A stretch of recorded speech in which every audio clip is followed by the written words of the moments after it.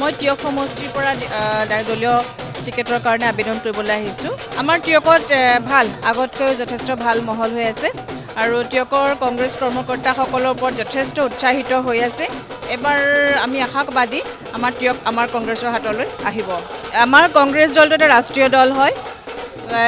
ৰাষ্ট্ৰীয় দলৰ কিছুমান নীতি নিয়ম থাকে, যেতিয়া টিকট প্ৰদানৰ আগত যিসকল প্ৰাৰ্থীয়ে আবেদন কৰে সেইসকলৰ কাৰণে আমাৰ AICCয়ে হওক, অসম প্ৰদেশ কংগ্ৰেছ কমিটিয়ে হওক, এফালৰ পৰা ছাৰ্ভে এটা কৰে। আৰু আটাইতকৈ আমাৰ ডাঙৰ কথা, মণ্ডল কংগ্ৰেছ আছে, বুথ কমিটি আছে, ব্লক কংগ্ৰেছ কমিটি আছে। এই গোটেইখিনিৰ লগত আলোচনা কৰিব, বিশেষকৈ মণ্ডল কংগ্ৰেছৰ লগত আলোচনা কৰিব আৰু আমাৰ তৃণমূল পৰ্যায়ৰ কৰ্মকৰ্তাসকলৰ লগত আলোচনা কৰিব। যিজন প্ৰাৰ্থীক টিকেটৰ কাৰণে দাবীদাৰ বা যিজনক প্ৰাৰ্থিত্ব প্ৰদান কৰিব, তেওঁৰ তৃণমূলত ভেটিটো আছে নাই। আজি দলগাঁও বিধানসভা সমষ্টিৰ বাবে আনুষ্ঠানিকভাৱে দলীয় প্ৰাৰ্থিত্ব বিচাৰি গুৱাহাটীৰ ৰাজীৱ ভৱনত আবেদন দাখিল কৰিলোঁ। দলগাঁও সমষ্টিৰ ৰাইজৰ আশীৰ্বাদ, অসমবাসী ৰাইজৰ শুভাশীষ সকলোবোৰ মূৰত লৈ দলীয় নেতৃবৰ্গৰ প্ৰতি গভীৰ আস্থা আৰু বিশ্বাস ৰাখি আজি প্ৰথমবাৰৰ বাবে আনুষ্ঠানিকভাৱে ভাৰতীয় জাতীয় কংগ্ৰেছ দলৰ দলগাঁও সমষ্টিৰ বাবে প্ৰাৰ্থিত্ব বিচাৰি আবেদন কৰিছোঁ। মই চেণ্ট্ৰেল গুৱাহাটীৰ পৰা এইবাৰ এপ্লাই কৰিছোঁ। খুবেই ভাল দেখিছোঁ, যিহেতু এইবাৰ নতুনকৈ চেণ্ট্ৰেল গুৱাহাটী হৈছে আৰু আশাবাদী যিহেতু যুৱচাম ওলাই আহিছে আৰু এইখন চৰকাৰে কয় যে এইখন চৰকাৰৰ দিনত মানে সুশাসন চলি আছে। কিন্তু আমি যদি এজ এ যুৱচাম হিচাপে চাওঁ, ৰাজনীতি কিহৰ বাবে প্ৰথমে আমি জানি ল'ব লাগিব। ৰাজনীতি কাৰ বাবে? ৰাজনীতি হৈছে ৰাইজৰ বাবে আৰু ৰাজনীতি ৰজাৰ নীতিৰ শ্ৰেষ্ঠ হ'ব লাগে। যিহেতু ৰজাৰ নীতি বৰ্তমান সময়ত আমি শ্ৰেষ্ঠ দেখা নাই, সেইকাৰণে এজ এ ইউথ আমি যুৱ প্ৰজন্ম হিচাপে ওলাই আহিছোঁ। মই 102 নং তিতাবৰ সমষ্টিৰ পৰা। মই কংগ্ৰেছ দলত মেম্বাৰশ্বিপ লৈ কাম কৰা মোৰ 91ৰ পৰা মই আৰম্ভ কৰিছিলোঁ। 2001ত তৰুণ গগৈ ছাৰ আমাৰ তিতাবৰ সমষ্টিৰ পৰা প্ৰতিনিধিত্ব কৰিছিলে। তেখেতৰ লগতো 20টা বছৰ কাম কৰিলোঁ। বিধায়ক থাকিব পাৰে, বিধায়কৰ ভাগে আছে আৰু মই নিজাববীয়াকৈ মই ইমান দিন 91ৰ পৰা মানে দলত কাম কৰাৰ যিটো মোৰ মানে অভিজ্ঞতা হ'ল, যিটো ত্যাগ, সেই তিতাবৰৰ আমাৰ জনসাধাৰণে ভালকৈ জানে, আমাৰ কংগ্ৰেছ কৰ্মীসকলেও ভালকৈ জানে যে প্ৰাণকৰ্মী তিতাবৰৰ কাৰণে কিমান ত্যাগ কৰি থোৱা আছে। সেইফালৰ পৰা মই যথেষ্ট আশাবাদী যে এইবাৰ টিকেটটো মই পাব লাগে।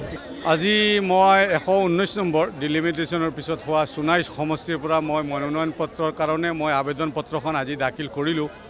এইবাৰ কংগ্ৰেছ জিকিব আৰু অসমত চৰকাৰ হ'ব। গৌৰৱ গগৈৰ নেতৃত্বত আমি এখন সংকল্প লৈছোঁ আৰু মোৰো কিছুমান সুকীয়া সপোন আছে। এই সপোনকেইটা মই বাস্তৱায়ন কৰিম। মই নগাঁও জিলাৰ 59 নং বহমপুৰ সমষ্টিৰ পৰা মই প্ৰাৰ্থিত্ব হিচাপে আহিছোঁ। কংগ্ৰেছ 2021 চনতে জিকিছে, আপোনালোকে দেখিছে। মাত্ৰ 400 ভোটৰ ব্যৱধানত আমাৰ বিজেপি দলটো জিকিছিলে আৰু এইবাৰ যিহেতুকে সমষ্টি পুনৰ নিৰ্ধাৰণৰ পিছত বহমপুৰ সমষ্টিৰ সমষ্টিৰ বহু ভোটাৰ্ছ কংগ্ৰেছৰ প্ৰতি আসক্ত হৈছে। বৰপেটা লোকসভা সমষ্টিৰ অন্তৰ্গত যোৱা সময়ছোৱাত আপোনালোকে জানে মই বৰপেটা লোকসভা সমষ্টিৰ কংগ্ৰেছ দলৰ লোকসভাৰ প্ৰাৰ্থী আছিলোঁ আৰু সেই সমষ্টিৰ অন্তৰ্গত বজালী সমষ্টিৰ কাৰণে আজি মই আমাৰ দলীয় প্ৰাৰ্থিত্ব বিচাৰি আবেদন এইমাত্ৰ আমাৰ ৰাজীৱ ভৱনত দিলোঁ।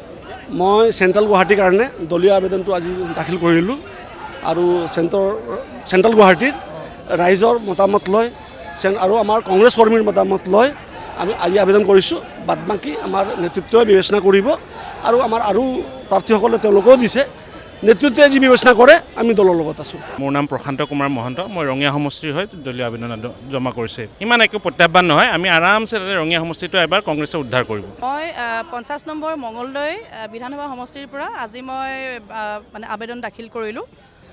কংগ্ৰেছৰ ভেটি আমাৰ মঙলদৈ সমষ্টিত যথেষ্ট সক্ৰিয়, কিয়নো যোৱাবাৰো মঙলদৈবাসী ৰাইজে কংগ্ৰেছকেই ভোট দি জয়যুক্ত কৰিছে আৰু এইবাৰো মই আশাবাদী।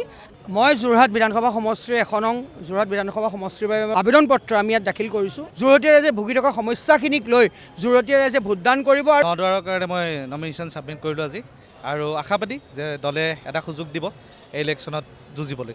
55 নম্বৰ ডিং বিধানসভা সমষ্টিৰ পৰা কংগ্ৰেছ দলৰ প্ৰাৰ্থীৰ বাবে মনোনয়নৰ বাবে আবেদন দাখিল কৰিলোঁ আৰু ইয়াত আমাৰ দলীয় সতীৰ্থসকলক লৈ আৰু ৰাজীৱ ভৱনত খুব উদলি মুদলি পৰিৱেশ, এই পৰিৱেশ চাই পেলাই খুব ভাল লাগিছে। ডিলিমিটেশ্যন মোৰ গৃহ সমষ্টিটো খুমটাই হৈছে, সেইকাৰণে খ্ৰীষ্টা খুমটাই কাৰণে আবেদন কৰিছোঁ। আৰু লগতে জলে য'ত কয় যেনেকৈ কয় দলৰ সিদ্ধান্ত। আৰু মই ঢেকীয়াজুলি বিধানসভা সমষ্টি আমাৰ শোণিতপুৰ জিলাৰ, সেইটো সমষ্টিৰ কাৰণে মই আজি আবেদন পত্ৰ জমা দিছোঁ। কংগ্ৰেছৰ পৰিৱেশ মই যেতিয়া 12 অক্টোবৰ তাৰিখে জইন কৰিছোঁ, যথেষ্ট মানুহ আমাৰ ভাৰতীয় জনতা পাৰ্টিৰ পৰা মই জইন কৰিছিলোঁ কংগ্ৰেছত, যথেষ্ট মানুহ 680জন মানুহ জইন কৰিছে আৰু পৰিৱেশ ভাল আছে। আৰু অশোক সিংহাল ডাঙৰীয়া এবাৰ তাৰ পৰা পৰাজয়বৰণ কৰিব খাটাং। 87 চাবুৱা লাহোৱাল সমষ্টিৰ পৰা মোৰ দলীয় প্ৰাৰ্থিত্বৰ কাৰণে আবেদন কৰিছোঁ আৰু যোনেই টিকেট পায় আমাৰ সমষ্টিৰ পৰা আমাৰ কংগ্ৰেছৰ কৰ্মীসকলে এইবাৰ আমাৰ কংগ্ৰেছ দলক তাৰ পৰা জয়যুক্ত কৰি আগুৱাই লৈ যাব। মোৰ যোনটো সমষ্টি পুৰণা সমষ্টি অভয়পুৰী দক্ষিণ সমষ্টি, এইটো যেতিয়া ডেলিমিটেশ্যন হৈ এতিয়া নতুনকৈ অভয়পুৰী সমষ্টি হৈছে, মই সেই 16 নং অভয়পুৰী সমষ্টিৰ পৰাই প্ৰাৰ্থিত্ব প্ৰত্যাশী। হয়, মই সন্মানীয় বিশ্বনাথ বিধানসভা সমষ্টি 70 নং সেই সমষ্টিৰ পৰা মই আজি প্ৰাৰ্থিত্বৰ বাবে আবেদন কৰিছোঁ। 1994 চনৰ পৰা মই জাতীয় সংগঠনৰ লগত জড়িত আৰু তেতিয়াৰ পৰাই অসম অৰুণাচলৰ সীমান্তৰ পৰা লুইতৰ চাপৰিলৈকে এই সমগ্ৰ বিশ্বনাথৰ জাতি জনগোষ্ঠীৰে বিভিন্ন জাতি জনগোষ্ঠীৰে পৰিপূৰ্ণ এলেকাত সকলো জাতি জনগোষ্ঠীয় সংগঠন বা ৰাইজৰ মাজত থাকি সদায় সন্মুখৰ পৰা যুঁজ দি আহিছোঁ। আজি মই 60 নং নগাঁও বটদ্ৰৱা বিধানসভা সমষ্টিৰ কাৰণে আজি ভাৰতীয় জাতীয় কংগ্ৰেছৰ দলীয় প্ৰাৰ্থিত্বৰ বাবে আবেদন কৰিছোঁ। যিহেতু সুদীৰ্ঘ 23টা বছৰ কংগ্ৰেছৰ লগত দলৰ লগত জড়িত হৈ আছোঁ। মই যুগল কুমাৰ শইকীয়া 50 নম্বৰ মঙলদৈ বিধানসভা সমষ্টিৰ টিকেট প্ৰত্যাশী মই, আৰু আজি ৰাইজৰ সহযোগত মই আজি দৰখাস্ত দাখিল কৰিছোঁ। ৭৭ নং ঢকুৱাখনা সমষ্টিৰ পৰা জনজাতি সংৰক্ষিত সমষ্টিৰ পৰা আবেদন দাখিল কৰিছোঁ আৰু আবেদন দাখিল কৰি যথেষ্ট মই উল্লাসিত আৰু আত্মবিশ্বাসী। সেই সমষ্টিৰ পৰা আমি জয়যুক্ত হৈ আহিব পাৰিম।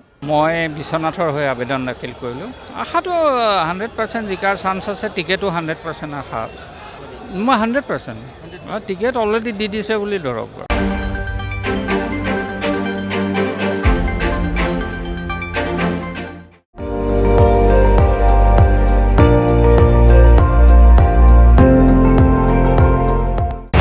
আপুনি চাই আছে ND24, সৰ্বশ্ৰেষ্ঠ নহয় সৰ্বোত্তমৰ দৌৰ।